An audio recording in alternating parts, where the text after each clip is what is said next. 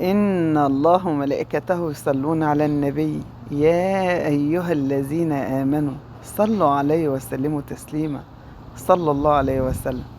ازيكم يا بناتي، ازيكم يا خواتي، يا رب تكونوا بخير. ايه رأيكم في الأرض الخضراء الجميلة دي؟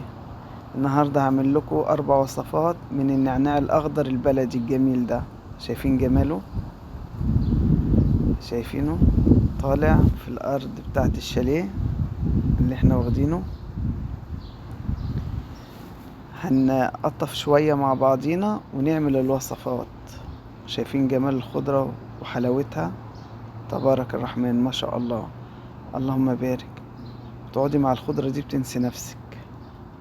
بصوا النعناع، اما تيجي تقطفي النعناع ما تقطفوش من الجدر، عشان الجدر هو اللي بيطلع بعد ربنا سبحانه وتعالى، بيطلع النعناع الجميل اللي انت شايفاه ده. تاخديه من الساق بتاعه او من الفرع بتاعه كده وتقطفيه كده، تقطميه قطمي كده.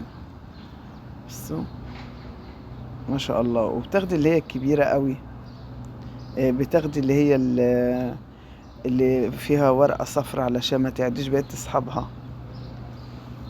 ما شاء الله اللهم بارك. شكل الخضرة اتجنن، شكل الزرع حلو قوي قوي. لو ريحة النعناع تحفة، جميل قوي. الهواء بيعكسني بيوقع النعناع في الخضرة. شايفين؟ لما تاخدي حبة على قدك، بس على قد استعمالك.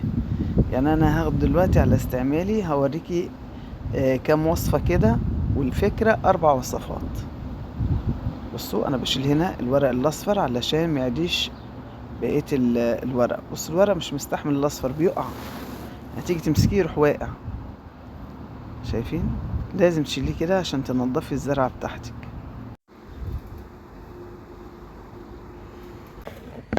بصوا حبايبي، ده المجموعة اللي انا خدتها بالنسبة اللي احنا بنشتريه بتاع حزمة. طب انا هعمل بيه ايه؟ زي ما كلمتكم في اول الفيديو، قلت لكم ممكن يتحط في قلب كوبايه الشاي، ممكن يتعمل منه عصير ليمون بالنعناع، ممكن يتحط شويه في كنكه كده وتغلوم لطفل يكون عنده مغص او حد كبير حتى عنده مغص، جميل قوي. الباقي بقى انا هغسله وهنشفه وافركه واخليه زي البودره كده زي ما قلت لكم، واعمله ايه في خلطه المحشي. ده هيبقى تحفه.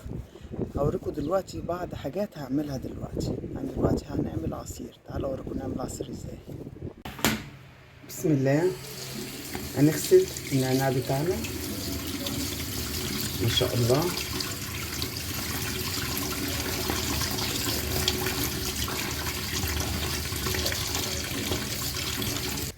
كده هنسيبه يتهوى زي ما انتم شايفين كده، عشان يصفي الميه بتاعته. حطيناه في المصفى، اول ما يتهوى ويتنشف هناخد منه جزء ونشتغل بيه، وده هوريكم.